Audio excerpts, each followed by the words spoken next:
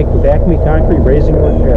Today we're at Village Hall in Schaumburg, Illinois, and we're going to be raising settled concrete utilizing our Smart Lift system. We're going to first drill a series of holes in the settled concrete using a 5/8 inch drill, very small holes, compared to old style mud jacking, which uses 1 5/8 to 2 inch holes. So our process is comparatively very non-invasive.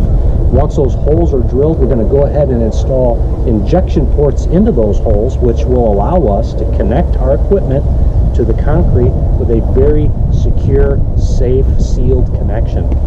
Then we're going to go ahead and raise the concrete with polyurethane and support and fill all the voids.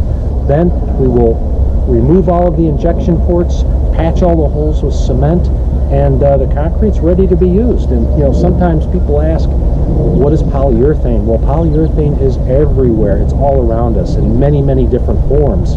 It's a manufactured product that's engineered for specific applications. And in our application, our polyurethane is extremely strong. It's water resistant and will not change shape or form to any significant degree for decades. If you have settled concrete, please don't hesitate to give us a call. But for now, let's go ahead and run through this and take a look at how we do this. Thanks for watching.